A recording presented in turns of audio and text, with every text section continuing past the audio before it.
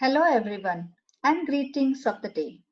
I am Ms. Sarika Joshi, Assistant Professor at AISSMS College of Hotel Management and Catering Technology.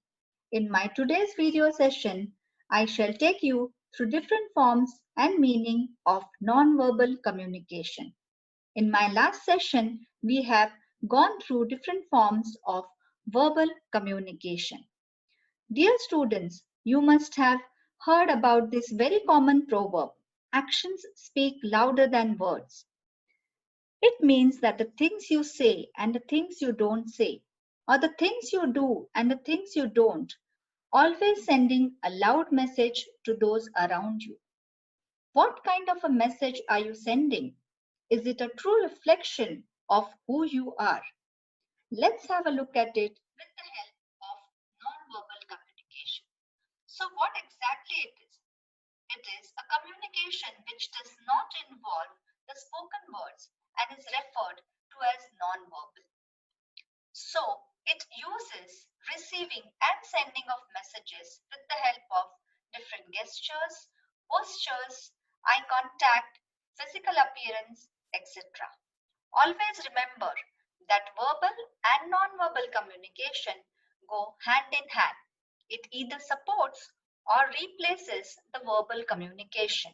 And almost about 60 to 70 form of communication occurs through non-verbal communication, as it's considered as one of the best means of expressing emotions. This figure exactly depicts the different forms of non-verbal communication that we are going to see in this upcoming slide. Some of these mentioned here are kinesics, physical, personal appearance, proxemics, haptics, vocalics, chronemics, and physical environment. Let's have a look at them one by one in detail.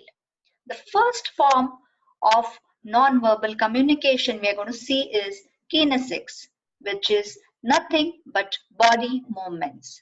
The word kinesics comes from the root word kinesis, which means the movement, and it refers to the movement of study of hand, arm, body, and some face movements. Face movements, as I said, or facial expression is integral when expressing emotions through your body. Various combinations of eyes, eyebrows, lips, nose, cheek, head movements help us form different moods of an individual. It can tell whether you are happy, sad, depressed, angry, etc. You have and must have noticed all these facial expressions in your day-to-day life. It's one of the main indicators of someone's attitude, emotions, or feeling at that particular point of time. Not only do facial expression matter, but the other movements of the body parts like neck, shoulders, hands, fingers, and legs also matter while you are communicating.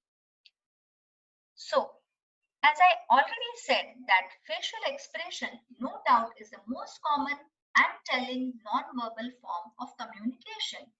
Human faces are able to make almost more than 10,000 different expressions.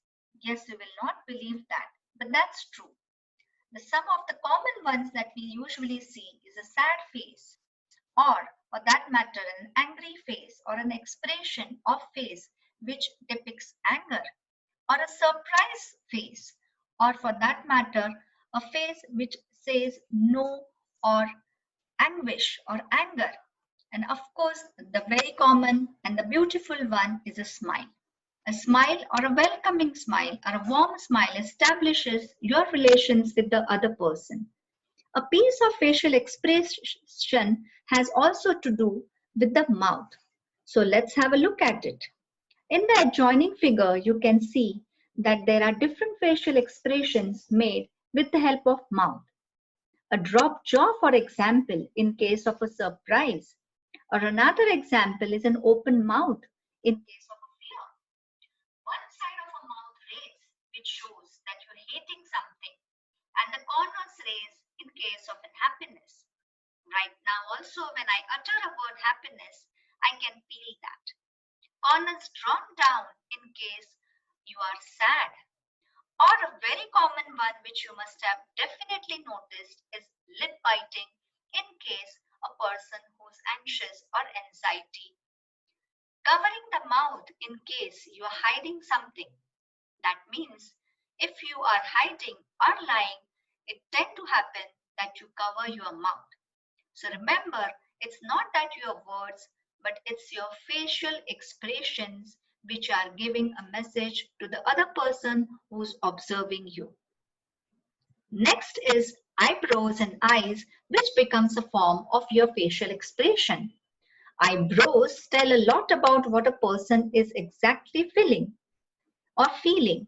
Next, a raised and an arched eyebrow tells that you are surprised, or a lowered and a knit together eyebrows shows that you are angry. You can very clearly see that in the adjoining image. The inner corners drawn up says that a person is sad. Not only does the eyebrows, the only thing which more telling than the eyebrows is eyes themselves. They might be wide open in case of a surprise. So your surprise automatically your eyes are wide open and eyebrows raised. In case of intensely staring someone with an anger, okay, your eyes will show that you are staring or looking at somebody with the anger. In case you are happy, your eyes will glow. So eyes and eyebrows also depicts different feelings, emotions, and that particular point of time. To express some of these, no one can beat our all-time favorite and funny Mr. Bean. So let's have a look at it.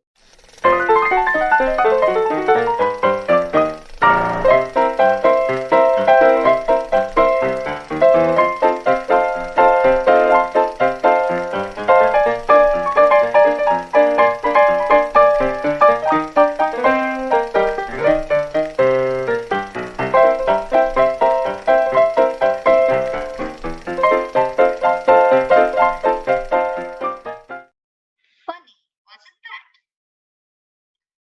Other forms of non-verbal communication. Another way is through an eye contact. This is one of the primary ways that human beings gauge interest or disinterest. A good eye contact shows that you are paying attention to the speaker or that you are interested. It definitely does not mean actually staring at a person. Body movement includes common practices like hand gestures. So hand gestures are the movements which are made with the help of hands, arms, and fingers, and they may be either voluntary or non-voluntary. If you see in the adjoining figure, the person who is trying to explain someone or who is talking to someone is using the hand gestures that makes the person to make or understand the subject or the message more easily. Some other examples mentioned here are folded arms, arms crossed over the other, the shrug, relaxed hands, finger gestures, etc. We all commonly daily use all these hand gestures. In fact, while we communicate, we cannot communicate without the use of hand gestures. A very common example here to mention, dear students, is a singer. Have you ever observed a singer singing? His hand movements will be easily seen while he is singing and it complements his singing impact. The other common one mentioned here are salute and handshake. A firm handshake while you're greeting someone is an important body gesture. Cross fingers. Oh my God, this should not happen. Or a V or a victory sign. Thumbs up or thumbs down when you are wishing someone best luck, or a clenched fist when you are angry. Folded hands together, that means another way of greeting. Or you must have observed various hand gestures while a cricket match is going on. So, aren't these common, dear students? Use of hand gestures and postures are very common while we are communicating. So, what is a posture? A body posture is a way that you sit or stand and how open your body is to others around you. It communicates a lot about your attitude and an emotional state. Posture is critical in making a strong impression. Someone who stands with a back straight and head high shows confidence and strength, while someone who is slouched and facing the floor demonstrates weakness. To express friendliness and positivity, one should maintain an open posture, like stand up with your legs apart and keep your heads raised. A closed posture, especially crossed arms, cro- crossed chest, gives the impression of a boredom and an hospitality. So mind it very well next time. Probably you are appearing for a viva or an interview. Your body posture matters a lot about your attitude. Let's have a look at this video based on body language in which we can see the use of gestures and postures clearly.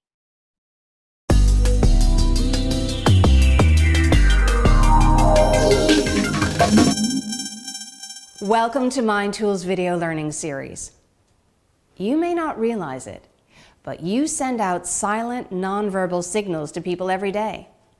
This is your body language, and it can reveal how you're truly feeling when perhaps your words don't. Body language might include your facial expression, your hand movements, or your posture. Most of the time, it's unconscious. But there are some clues that can help you to interpret and use it to your advantage. Being aware of other people's negative body language is particularly useful and can help you to pick up on unspoken problems. For example, if someone you're speaking to is standing or sitting with his arms folded tightly across his body, he's probably not happy with what you're saying. Other negative signs to watch out for include tense facial expressions, someone turning his body away from you or avoiding eye contact. Your own body language should reinforce what you're trying to communicate verbally. Otherwise, you risk sending mixed signals. With the right body language, you can convey openness, confidence, and receptiveness. For example, you can make a confident and positive first impression by standing with an open posture that's relaxed and upright, and by keeping your hands down by your sides. Maintain solid eye contact with the person you're speaking to, and try to hold her gaze for a few seconds at a time. This will show her that you're sincere and alert. Adopting positive body language can also help when you're speaking in public. For example, you'll look more confident if you keep your shoulders back and maintain an upright but relaxed posture, keeping your weight evenly distributed, with one foot slightly in front of the other. Hand movements can also help. For example, spreading your hands apart in front of you, with your palms facing slightly towards your audience, can indicate a willingness to communicate and share ideas. At the same time, it's important to maintain control. Too much hand movement can distract from what you're saying. To find out more about how to interpret body language and use it to your advantage, read the article that accompanies this video.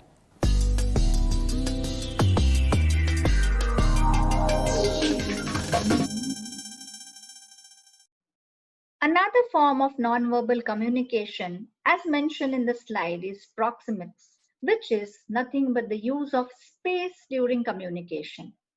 This is the measure of physical distance between the people when they communicate.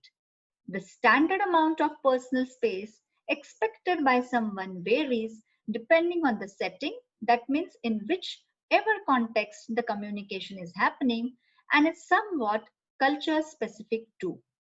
For example, in this adjoining image, you can see that the facilitator is delivering a lecture and the listeners, who is a pool of people, are sitting having a specific distance and maintaining it. This distance or this space definitely differs from one context to another. Let's see that in detail with the help of this diagram. In this diagram, you will see four different kinds of distance or a space maintained during communication. The first one is the intimate distance, which is maintained while you are embracing someone, touching, or whispering with someone. As you can see, the distance is too small, almost about 6 to 18 inches only. That means you are pretty very close to that person. The second mention here is a personal distance for interactions among good friends or your family members. The distance mentioned here is anything between 1.5 to 4 feet. The third one is a social distance for interactions among acquaintances, which is nothing but between 4 feet to 12 feet. So if you see the second and third example, you will see that as the relations move from informal to formal, the distance also increases from lesser to the larger. The last one to mention here is a public distance, which is used while public speaking. This distance can be anything between 12 to 25 feet. So dear students, you must have observed this kind of spacing or this kind of distance which automatically occurs depending on the formal or informal meet. The next to discuss here is haptics or a use of touch during communication. Many interactions begin with an exchange of physical touch. Like the one in this image you can see is a handshake. A very common one is a hug while you are meeting your friend or holding hands in case of a relationship.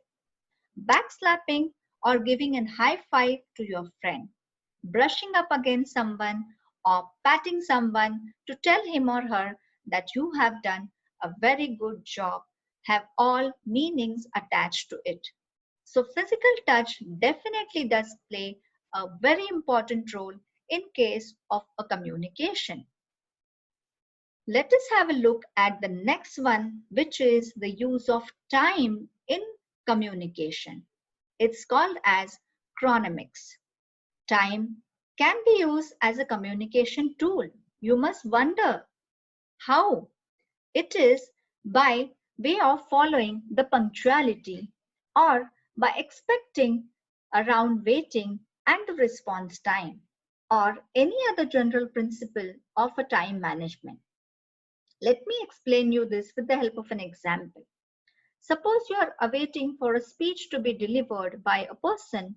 You expect the speaker to come on time.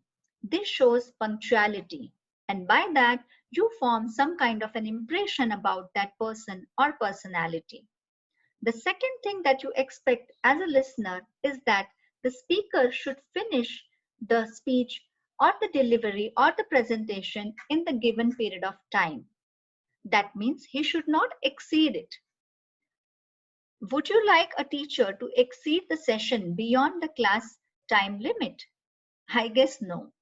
That's how the listeners expect time management from the speaker.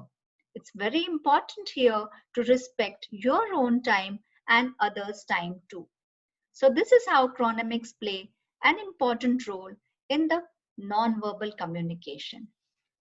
The very important one here to discuss is the paralanguage. This category covers the vocal qualities of a speaker like the loudness or a tone of a voice. So it is expected that you got to raise or lower your voice tone according to kind of a speech, the examples, or anywhere in the middle of your communication. Paralinguistic signals are any aspect of a sound of a voice outside the direct verbal translation of words being spoken. So here I will say that it is not only important what you speak, but it is equally important how you speak. That particular message is given to the listener. The tone, the speed while selling a product, for example, by a marketing person, the kind of stress that he gives on the words, while delivering a speech. Or suppose a interaction between a student and a teacher where teacher probably might ask some questions, give it a pause, let the students think over and then answer are all forms of paralanguage. Sometimes even sarcasm can be an example to a paralanguage wherein we say the things but we exactly mean not to do or not to say so. So, here are some of the non-verbal forms of communication that we have discussed so far. To develop successful relationships, it is important that you have a strong speaking skills, but also a keen understanding of non-verbal clues that accompany your conversation. Having an awareness and even a control of all these aspects will be very useful in life. To make this particular video, dear students, I have referred to the following websites and a YouTube link is also being provided, which is what I have used during my presentation. So thank you so much, dear students, for patiently listening to my video on nonverbal communication. I shall come up with another video session very soon. So till then, take care and goodbye. Thank you so much.